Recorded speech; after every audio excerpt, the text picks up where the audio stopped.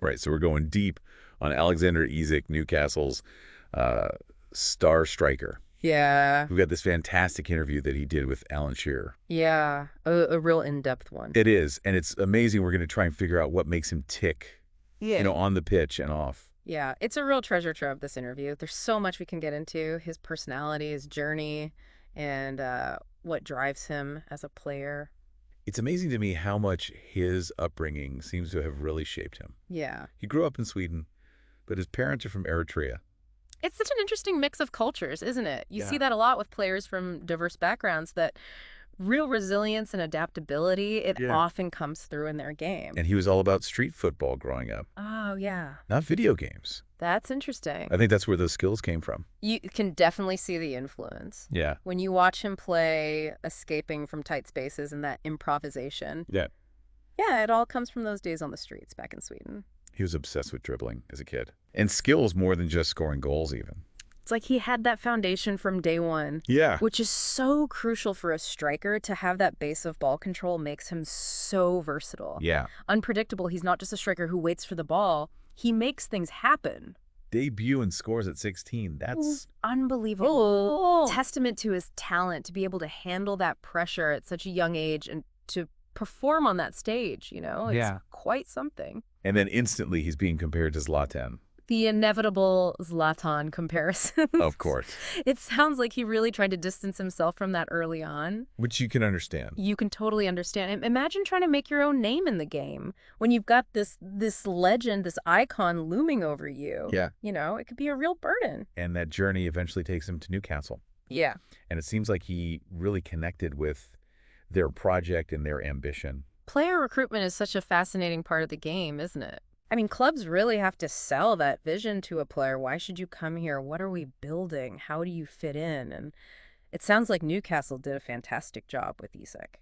The fans have embraced him. Absolutely. That massive banner they made and the songs. It's clear they see him as a key player, and that kind of support can make such a difference for a player, lifts their spirits, gives them that extra push to perform. He seems to be incredibly versatile as a forward as well. Oh, absolutely. He's comfortable playing centrally or on the left. The modern striker's role has evolved so much, even from when Alan Shearer was playing, Oh, yeah.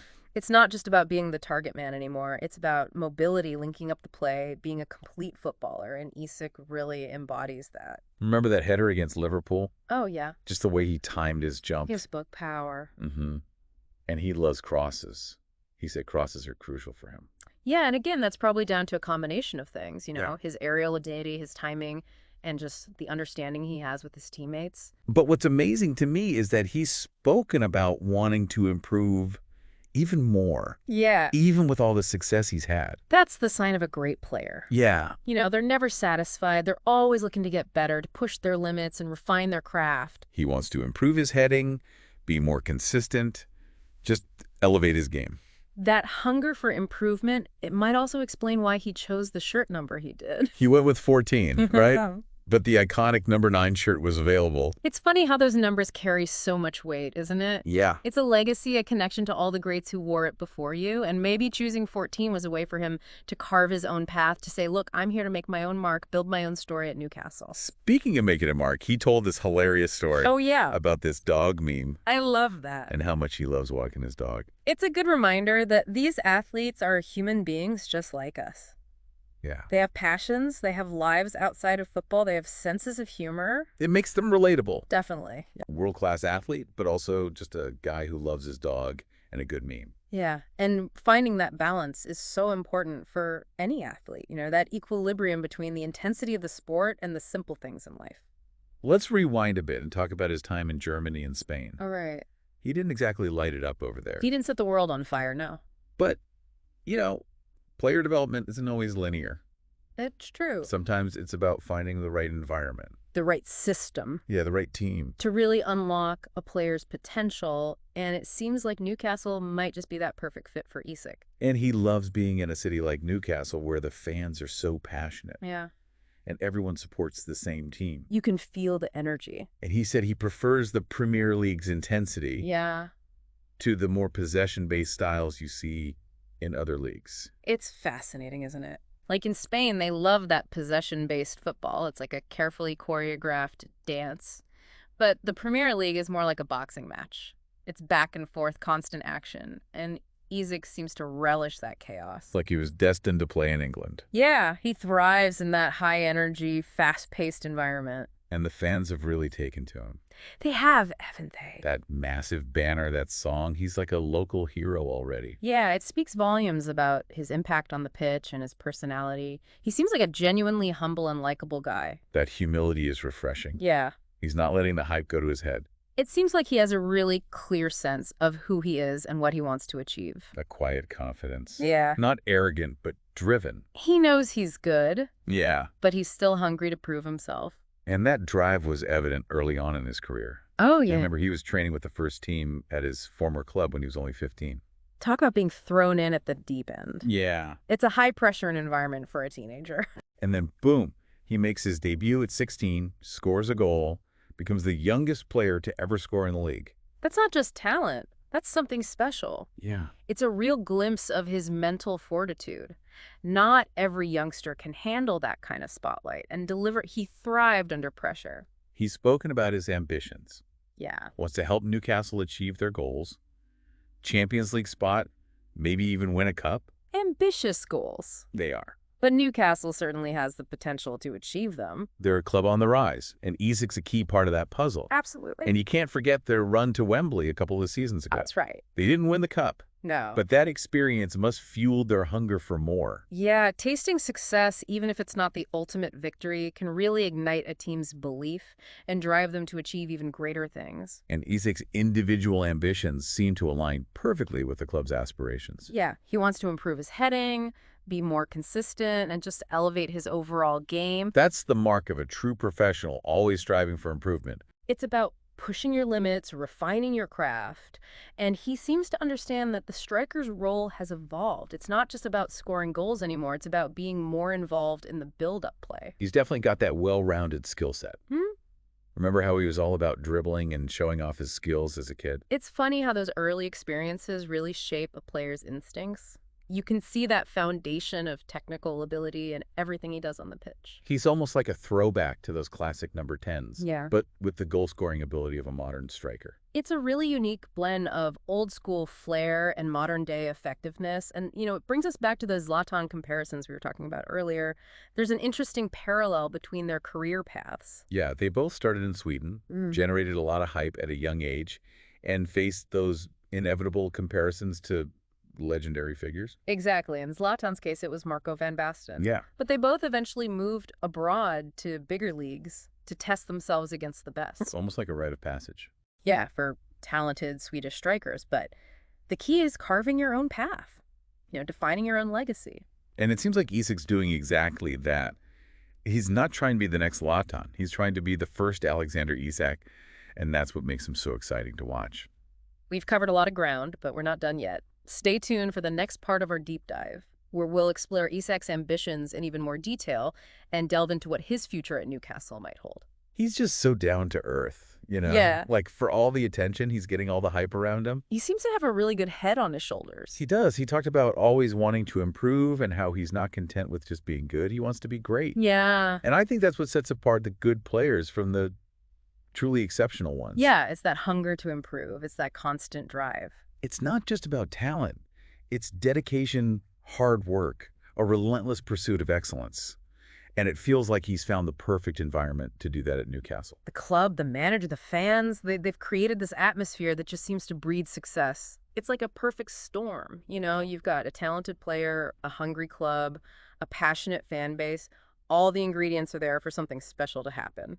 It's interesting. He actually said he sees similarities between Newcastle's journey and what Dortmund did a few years ago. Yeah, that's a good comparison. Dortmund, they went from being a decent Bundesliga team to a European powerhouse, challenging for titles, developing world-class players. Yeah, could Newcastle be on a similar path? It's certainly possible. They've got the financial backing, a manager who knows how to get the best out of his players, and a young, hungry squad. And with Isak leading the line, they have a real chance to make some noise in the coming years. We haven't really talked about his tactical awareness and how he actually fits into Newcastle's system.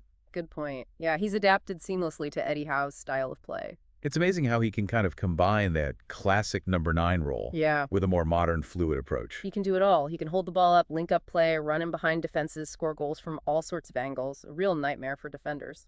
Remember that goal he scored against Arsenal last season? Oh, yeah. Incredible goal. Picked up the ball in midfield, drove towards the box, and just curled it into the top corner. Pure class.